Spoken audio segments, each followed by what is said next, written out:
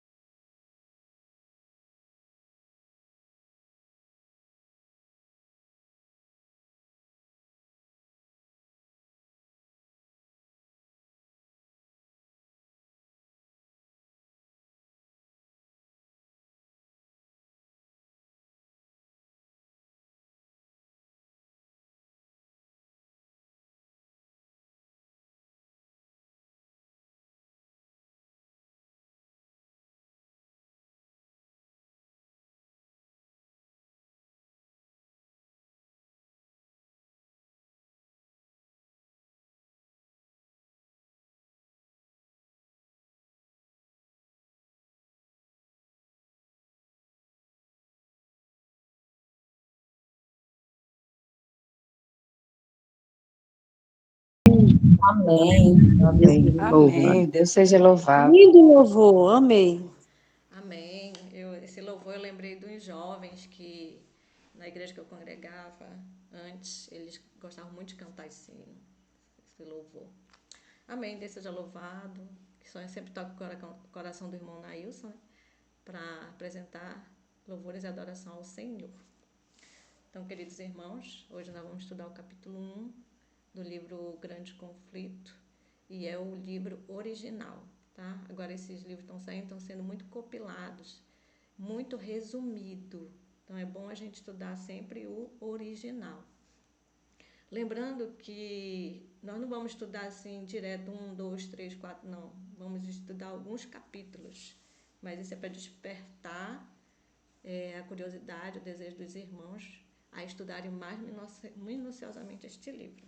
Então, eu quero relembrar para vocês, né, o texto que foi lido, Lucas 19:42, se tu conhecesses, ao menos neste teu dia, as coisas que pertencem à tua paz, mas agora isto está encoberto aos teus olhos. Então, Jesus falou isso para os que todos estavam ouvindo ele ali, né, quando ele chegou próximo de Jerusalém, diz que ele chorou. Mas ele chorou porque ele viu qual seria o destino daquela cidade tão idolatrada pelos judeus, porque eles haviam rejeitado as advertências, rejeitado os profetas, rejeitado até Jesus, né? Nós vamos ver aqui no estudo desse capítulo. Então, ele falou isso, né? Olha, se tu conhecesse, né, pelo menos o teu dia hoje e as coisas que pertencem à tua paz, mas isto está o quê? Encoberto aos teus olhos. Por que estavam encobertos aos olhos deles? Porque eles estavam muito voltados para a idolatria, para o orgulho, para o egoísmo no seu coração. Diz aqui que no cimo do Monte das Oliveiras, Jesus olhava sobre Jerusalém. Quando chegando vendo a cidade, chorou sobre ela. Está lá em Lucas 19:41. Suas lágrimas não eram por si mesmo, chorava pela sorte dos milhares de Jerusalém, por causa da cegueira espiritual e impenitência daqueles que ele viera abençoar e salvar. Então Jesus sabia qual era o destino dele ali, de passar pelo que ele passou, né? Zombarias, escárnio, açoites e ser crucificado.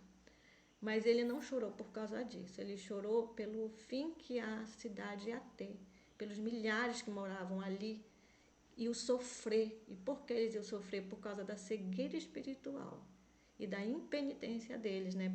Por estarem obstinados em pecar. E ele ficou muito triste, porque ele veio abençoar e salvar, mas infelizmente eles não quiseram isso. Bom, o povo, ele foi muito rebelde, né? Diz aqui que, posto que Israel tivesse zombado dos mensageiros de Deus, desprezado suas palavras e perseguido seus profetas, está lá em 2 Crônicas de 36:16. O próprio Filho de Deus foi enviado para estar com a cidade impenitente. Durante 3 anos, o Senhor da luz e glória entrara e saíra por entre seu povo. Ele andou fazendo bem e curando a todos os oprimidos do diabo. Está lá em Atos 10:38. Então, Deus enviou seu Filho amado, né? Para o quê? Para chamar a atenção deles, para pregar a verdade, para curar, para libertar. Mas mesmo assim, eles não preferiram a luz, né? Não quiseram a luz. A hora de esperança e perdão passava-se rapidamente. A taça da ira de Deus, por tanto tempo adiada, estava quase cheia. Cristo viu em Jerusalém um símbolo do mundo endurecido na incredulidade e rebelião. Poucos procurariam a única fonte de auxílio. O orgulho e a incredulidade lhes cegavam a mente ao verdadeiro sentido da palavra dos profetas. Então, as horas estavam se passando, né? E a taça da ira de Deus já estava no seu limite, que ela diz aqui, por tanto tempo adiada, quase cheia estava, né? E Cristo viu que Jerusalém é um símbolo do mundo endurecido na incredulidade e rebelião. É o que nós vemos hoje, né? As pessoas envolvidas muito o coração endurecido, muito envolvidas na incredulidade, na rebelião. Mas diz ele que poucos, assim como foi poucos naquela época, hoje também são poucos que procuram a fonte de auxílio que é Cristo, que procuram se libertar do orgulho e da incredulidade e da cegueira espiritual. O aviso de Jesus a seus discípulos. Então, quando, pois, virdes que a abominação da desolação de que falou o profeta Daniel está no lugar santo, quem lê entenda, então os que estiverem na Judéia fujam para os montes, está lá em Mateus 24, 15 e 16, quando os estandartes idolátricos em terra santa, a qual se estendia por alguns estádios fora dos muros da cidade. Então os seguidores de Cristo deveriam achar segurança na fuga, quando fosse visto o sinal e aviso. Os que desejavam escapar não deveriam demorar-se. O sinal para a fuga deveria ser imediatamente obedecido durante 40 anos da condenação de Jerusalém por Cristo. Mesmo retardou o Senhor os seus juízos sobre a cidade e nação. Então Jesus disse para eles, olha, quando vocês verem que a cidade está sitiada, como ela foi sitiada pelo exército romano, né? Pelo governador Sérgio, foi sitiada. Ele foi com 28 mil soldados para invadir Jerusalém, né? Por causa do quê? Porque eles se rebelaram contra Roma. Mas só que ia ter um escape, ia acontecer uma situação em que ele ia se retirar. Então Jesus falou para eles ficarem atentos a isso, que seria o momento deles escaparem. Seria o sinal, né? Seria o sinal de aviso. E ele disse assim, olha, quente, vocês estejam preparados, não vão voltar para pegar as coisas, tenho que levar isso, tenho que levar aquilo. Não, vai ser o momento de vocês partirem. E depois que Cristo morreu, que os discípulos morreram, Deus ainda deu 40 anos de tempo de graça, né, para eles se arrependerem, para eles despertarem, para a fuga, né? Para se prepararem também. Aí teve alguns sinais e prodígios que aconteceu. Diz aqui, apareceram sinais e prodígios prenunciando desastre e condenação. Ao meio da noite, uma luz sobrenatural resplandeceu sobre o templo e o altar, sobre as nuvens ao pôr do sol. Desenhavam-se carros e homens de guerra reunindo-se, multidão de vozes a clamar, partamos daqui. A grande porta oriental, tão pesada que dificilmente podia ser fechada por 20 homens e que se achava segura por imensa barra de ferro fixas, profundamente no pavimento de pedra sólida, abriu-se à meia-noite, independente de qualquer agente visível. Então aconteceu também esses sinais, né? Diz aqui ao meio-dia, uma luz sobrenatural resplandeceu ali sobre o templo, sobre o altar, né? Ao pôr do sol também diz que desenhavam carros de guerras nas nuvens. As nuvens eram desenhadas, aqueles carros. E vozes também apareceram dizendo para assim, olha, partam daqui, partam daqui.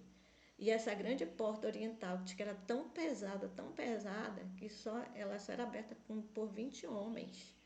E ela ainda se achava, diz que segura por imensas barras de ferro, né? Mas ela abriu sozinha à meia-noite. Então, muitos, os que estavam atentos aos sinais, observaram essas coisas. Aí, como foi a fuga? Nenhum cristão pereceu na destruição de Jerusalém. Cristo fizera a seus discípulos o aviso. E todos que crerem em suas palavras aguardaram o sinal prometido. Então, irmãos, os cristãos que estavam atentos aos sinais, nenhum morreu ali em Jerusalém, quando o general Tito assumiu o poder e eles invadiram. Nenhum cristão morreu. O sinal. Depois que os romanos, sob Sétio, que era o governador da província da Síria, que marchou contra Jerusalém com 28 mil homens, cercaram a cidade, inesperadamente abandonaram o cerco, quando tudo parecia favorável a um ataque imediato. Quando o general romano retirou suas forças, sem a mínima razão aparente, entretanto, a misericordiosa providência de Deus estava dirigindo os acontecimentos para o bem de seu próprio povo. Os acontecimentos foram encaminhados de tal maneira que nem judeu nem romanos impediram a fuga dos cristãos. Com a retirada de Sérgio, os judeus, fazendo uma surtida de Jerusalém, foram ao encalço de seu exército que se afastava. E enquanto ambas as forças estavam assim completamente empenhadas em luta, os cristãos tiveram ensejo de deixar a cidade. Na ocasião do cerco, dos judeus estavam reunidos em Jerusalém para a festa dos tabernáculos. Assim, os cristãos em todo o país puderam escapar sem ser molestados. Foram para a cidade de Pela, na terra de Pérea, além do Jordão. Então, eles estavam ali numa festa, era a festa dos tabernáculos, tinha muita gente, né? Muita gente. E então eles ficavam observando os sinais. E um dos sinais foi quando o exército do governador Sérgio se retirou, diz aqui, inesperadamente, abandonou o cerco. Mas isso foi o quê? Providência divina. E aí o que aconteceu? O exército judeu foi atrás deles e tiveram uma grande batalha e eles venceram. Só que nesse inteirinho que eles foram atrás, né, do exército de Roma, né, e tinha grande festa ali na cidade, então todo mundo estava ocupado. E o que os cristãos fizeram? Aproveitaram e saíram da cidade, escaparam. E aí o que aconteceu? O exército de Israel voltou, né? Voltou feliz da vida porque tinham ganho a batalha e eles se encheram de orgulho. Não, nós podemos destruir Roma. Só que quando o inimigo voltou, já voltou com mais força na direção de Tito, né? E eles foram completamente destruídos. Só que antes disso, o que aconteceu? As provisões de dentro da cidade, porque a cidade era toda murada, bem fortificada, foi acabando. E aconteceu uma coisa terrível lá dentro. Terríveis foram as calamidades que caíram sobre Jerusalém quando o cerco foi reassumido por Tito. A cidade foi assaltada na ocasião da Páscoa, quando milhões de judeus estavam reunidos dentro de seus muros. Milhares pereceram pela fome e pela peste. Maridos roubavam suas esposas e esposas de seus maridos. Filhos arrebatavam o alimento da boca de seus pais idosos. As mãos das mulheres piedosas cozeram os próprios filhos, serviram-lhe de alimento na destruição da filha de meu povo. Está lá em Lamentações 4:10, né? Os chefes romanos esforçaram-se por infundir terror aos judeus. Os prisioneiros que resistiam ao ser presos eram açoitados, torturados e crucificados. De tão terrível maneira foi castigada aquela espantosa maldição proferida perante o tribunal de Pilatos, o seu sangue caia sobre nós, sobre nossos filhos. Está lá em Mateus 27, 25. Então, o que aconteceu? Os seus recursos foram acabando ali dentro da cidade, porque eles ficaram ali presos, quando Tito reassumiu, trazendo todos os seus soldados e cercaram Jerusalém. Então, aqueles que saíam da cidade para trás de recursos eram pegos e eram torturados e até crucificados, né? E quando aqueles que voltavam em paz com seus recursos, eles eram roubados dentro da cidade. E a calamidade foi tão grande, né, que muitos morreram de fome, morreram de peste. E se cumpriu o que Jeremias tinha predito, né, que até as moças mais bem delicadas, tudo, elas comeram seus próprios filhos. Né? Diz que tinha pessoas, homens, que comiam seus próprios cintos de couro. A fome era tão grande. Os filhos, eles o que? Pegavam o alimento dos seus pais idosos e comiam. Deixavam seus pais idosos com fome e comiam. Então foi uma coisa terrível lá dentro da cidade. Que quando Tito não queria destruir o templo, não queria, mas Jesus tinha profetizado que não ia ficar pedra sobre pedra, né? Então um soldado lançou uma flecha com fogo e caiu certinho no templo, o templo começou a pegar fogo, né? Pegar fogo, e foi quando eles entraram na cidade e a cidade foi destruída. O templo foi completamente destruído. Depois da destruição do templo, a cidade inteira logo caiu nas mãos dos romanos. Os chefes dos judeus abandonaram as torres inexpugnáveis e Tito as achou desertas. Contemplou-as com espanto e declarou que Deus lhe havia entregue em suas mãos, pois engenho algum, ainda que poderoso, poderia ter prevalecido contra aquelas estupendas ameias. Tanto a cidade como o templo foram arrasados até os fundamentos, e o terreno em que se erguia a casa sagrada foi lavrado como um campo. Né? Então, está lá em Jeremias 26, 18, então nós vimos aqui que, aos olhos humanos, não tinha como entrar em Jerusalém. Eles tinham recursos para muito tempo, mas Tito viu ali que Deus tinha ajudado ele nessa batalha. Mas os irmãos podem passar assim, mas poxa, não era o povo de Deus? Mas só que eles se distanciaram de Deus. Eles se distanciaram muito de Deus. Né? Eles mataram os profetas, zombavam dos profetas, mataram até Jesus, que Jesus foi o último recurso deles, né? Jesus veio, pregou, falou, mas eles não quiseram. E se cumpriu, né? Como está escrito aqui, nas palavras dos sacerdotes, né? Que disseram, o seu sangue caia sobre nós e sobre nossos filhos. Essa maldição, irmão, a gente tem que ter muito cuidado com as nossas palavras, porque a nossa palavra tem poder. Então, Anás e Caifás, né, falaram isso aqui, o seu sangue caia sobre nós e nossos filhos. E eles pagaram dessa maneira aí, né, com a destruição. O templo, que era o orgulho deles, ficou em cinzas, não sobrou nada, como o Cristo tinha falado, né? Não ficou pedra sobre pedra. Irmãos, nós sabemos que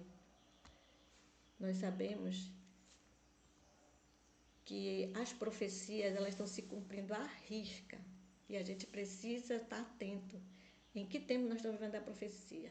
Então o apelo é a profecia do Salvador relativa aos juízos que deveriam cair sobre Jerusalém há de ter outro cumprimento, do qual aquela terrível desolação não foi senão tênue sombra. Entretanto, cena ainda mais tenebrosa se apresenta nas revelações do futuro. Os registros do passado, o longo cortejo de tumultos e conflitos e revoluções, a armadura daquele que pelejavam com ruídos e os vestidos que rolavam no sangue, que são em contraste com os terrores daquele dia em que o Espírito de Deus será totalmente retirado dos ímpios, não mais contendo a explosão das paixões humanas e ira satânica. O mundo contemplará então, como nunca antes, os resultados do governo de Satanás. Mas naquele dia, bem como na ocasião da destruição de Jerusalém, livrar-se-ão o povo de Deus, todo aquele que estiver escrito entre os vivos. Irmãos, aqui Deus fala que Jerusalém foi avisada, né? Jerusalém foi advertida, foi dado um tempo de graça, porque depois que Cristo morreu, ele ainda deu 40 anos de graça para que ele se arrependesse, se voltasse, né, para Deus de corpo e alma e coração. Mas eles não quiseram. Eles preferiram lutar com suas próprias forças, acreditar no seu eu, né? Então, diz que se cumpriu ao pé da letra tudo que Jesus tinha falado. Mas só que diz que essa profecia que aconteceu lá na destruição de Jerusalém também vai acontecer, vai ter um cumprimento hoje no futuro, nos nossos dias. E nós sabemos disso, né? Nós sabemos disso que está escrito lá em Apocalipse, aquele que adorar a besta a sua imagem. Sabemos que vai ter esse decreto. E sabemos que o Espírito de Deus, ele está se afastando da terra. Então ele vai ser retirado completamente dos ímpios, que é ele que freia os ímpios a não levarem a maldade além. Ele está se retirando aos poucos. É por isso que a gente está vendo muita coisa feia, né? Muita violência, que ele está se retirando. Então é por isso que nós precisamos nos preparar para receber o Espírito em nós, no nosso tempo, no nosso coração. Porque é ele que vai nos dar força, ânimo e coragem para vencer todas essas dificuldades que vêm na nossa frente. Mas a promessa mas naquele dia, bem como na ocasião da destruição de Jerusalém, livrar-se-ão o povo de Deus, todo aquele que estiver escrito entre os vivos. Então, quem é o povo de Deus? É aquele que segue restritamente as ordens do Senhor, que obedece, que tem prazer de estar na presença de Deus, que nós devemos dizer assim, Senhor, eu sou teu, eu quero me entregar a ti de corpo e alma e coração, quero ser instrumento nas tuas mãos. Eis-me aqui, como Samuel falou, né? Eis-me aqui, envia-me a mim, né? Isaías falou, né? Eis-me aqui, envia-me a mim. como Samuel também se apresentou a Deus, e Enoque se preparou, foi trasladado. Então nós precisamos seguir esse exemplo. Paulo, que aceitou a fé e foi até o fim na sua missão. Mas precisamos pedir todos os dias o Espírito Santo na nossa vida para termos força e coragem e não temer, mas realizar a nossa missão, a missão que Deus nos deu. Amém? Amém. Então, nesse momento,